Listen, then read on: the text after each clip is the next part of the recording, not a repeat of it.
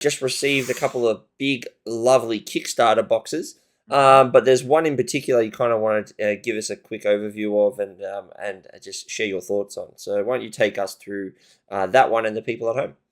Yeah. So just sort of quickly, I was away for work. I was in Seattle, and a Kickstarter that I had that was a year overdue almost arrived on the day that I landed in Seattle, which was great. Did it come from the States as well? Like, could you have just gotten it? You know what? I Probably. didn't think of that, but probably I probably could have just grabbed it and just brought it back with me. But I'll just say quickly. So I briefly played a fair few solo games while I was traveling. Just not much to do on a flight.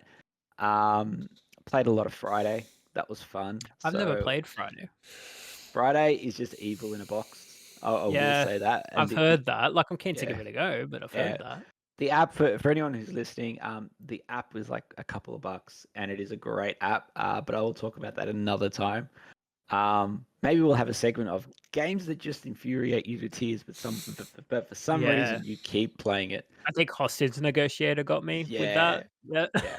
So Friday is probably the one for me. But the game that pretty much has not left my table while I've been isolating in the games room, because there's a sofa bed in the games room, is Hoplomachus Victorum.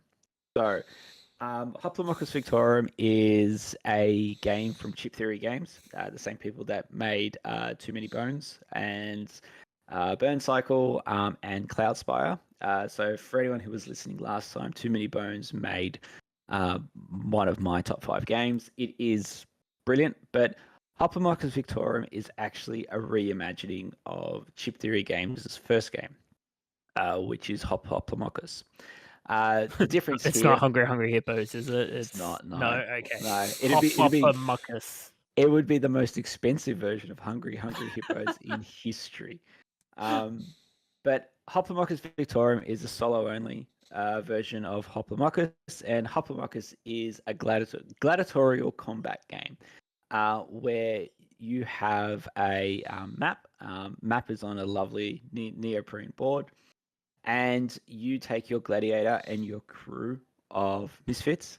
They're not really misfits. They're just other types of units. You have fighters, you have defenders, you have archers, and then you have tactical units that can hamstring your opponents or can buff people on your team. Combat is very, very simple. You literally move on this hex grid, and when you are within range of one of your opponents, you roll some dice based on your attack value, and hits are hits. There are blank sides on the dice that count as misses, and that's it. It's pretty simple. It's a very heavily thematic and like story-driven game, isn't it? It's actually no. Story? There is I think it's no just like story. a battle thing. You keep going to the next. It's like a Mortal Kombat. You know how you keep going up the scale. Basically, I think it's that. Trying to defeat Pluto or something, isn't it? The god Pluto. Yeah.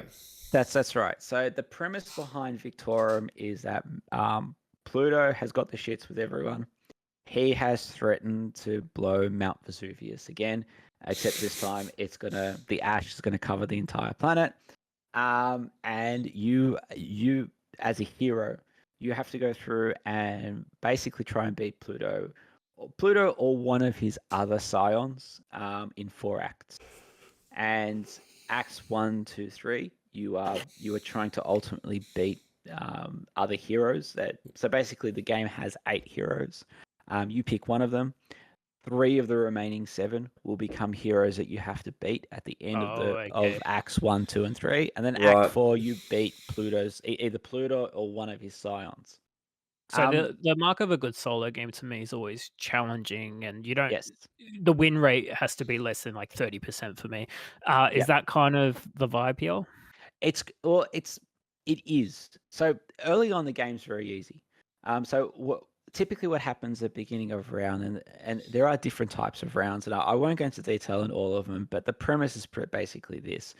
You stop in a location. There are 8 locations on this map, and the reason why that's important is because every location will have a different arena. and those arenas will have different things happening. So you've got one arena which is more hill-like, and if you're higher up on that hill, you do more damage. You have another arena that actually has 2 wild units walking around, and so it's basically two animals. 2 animals, yes. Yep. And you have another arena which has a chariot. You can actually hop on that chariot and go for a ride, or you can get run over by the chariot. Right. You've got things like that, and that's cool. And basically what happens though is, depending where you are, you stop in a town in one of these areas on the map. That determines the arena type that you're using, and then on top of that, you, depending on the type of battle, you will get one of 3 different cards, and that the text on the card will determine the special rules for that battle. So it could be a King of the Hill, or it could be a blood sport event, but your enemies will have additional health, or your enemies will roll the same attack that you currently have. There are, like, for the 3 different types, it's like a really sort of thick wad of different cards. How long do the battles go for? Like, if you were to set up one battle before the next encounter, like roughly how long? So the battles themselves take about 10 to 15 minutes each. Oh, that's long for a solo game. It is. Now this is the kicker with this game. I'm enjoying the game. I thoroughly am. Because I've been in isolation, this room has been secluded to just me. So I've been able to leave the game set up. And it's been really handy when you combine to, like, COVID and jet lag. And so 2 a.m. I'll just be awake and I'll be rolling dice and having fun. The family just hear the chips clacking together. Basically, yeah. But here's the kicker. There are 12 rounds in each act.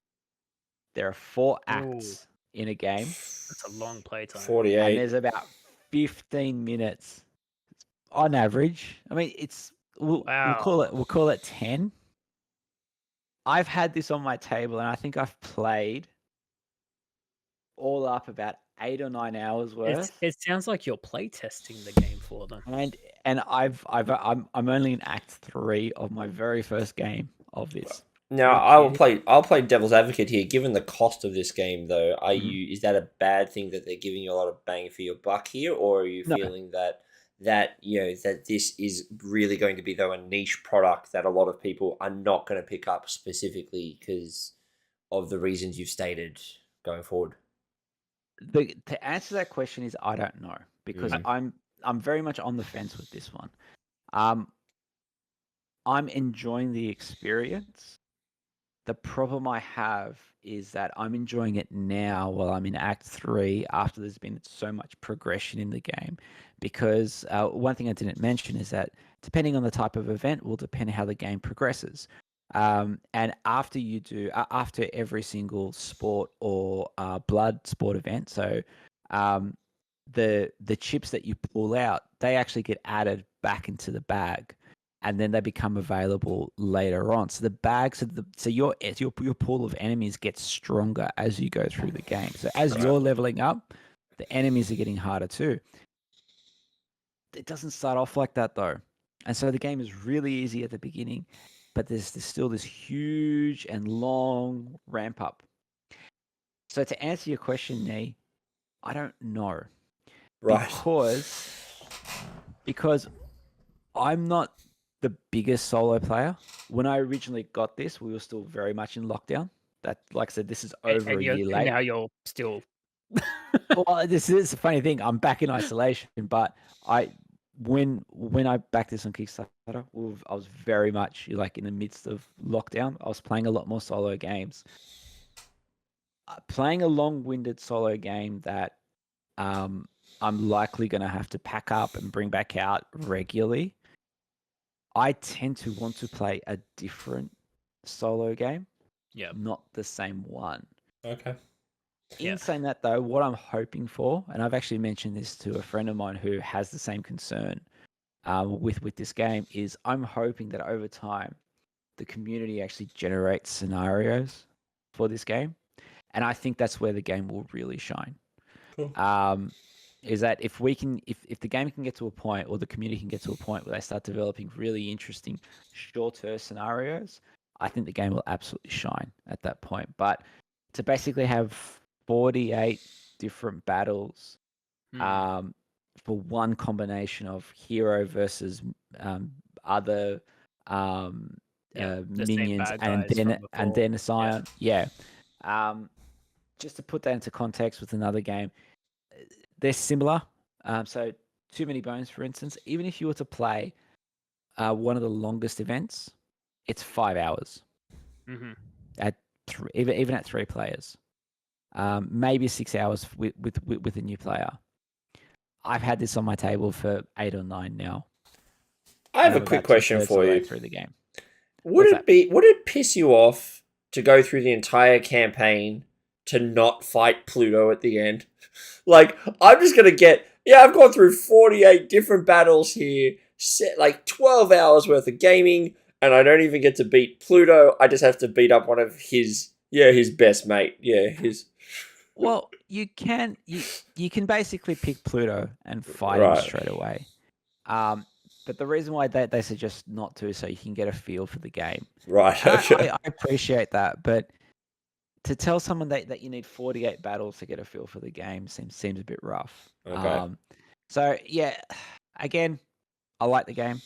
I'm certainly going to keep playing it. But I'm certainly hoping that the community comes up with a way to condense this down. Because it has a very, very long tail, this game. Okay. I'll tell you what, like when I read the description of this one, I never heard of the game until you mentioned it the other month. It's a solo campaign like session of a game that you're a gladiator. Like the theme and the description was just incredible to me. I was like, this game, I have to play it. It sounds absolutely amazing. I watched actually a bit of a playthrough of it, and it looks very hands-on. Like you're very involved. You're touching the components. They're all lovely. And I think every chip theory game that I've heard of, at least, is always exorbitant. It's always a niche product. It's not everyone's going to enjoy it. They generally cost quite a bit of cash as well compared to other games, but they're totally worth it if that's your thing. Like they're quite incredible. Yeah. All right. Absolutely. Well, I hope the community does get around it for you, Damien. I hope they come up with some new things. But thank you very much for giving us an overview of Hip Hop Anonymous. Hip Hop Anonymous. Victorium. Thank you very much for taking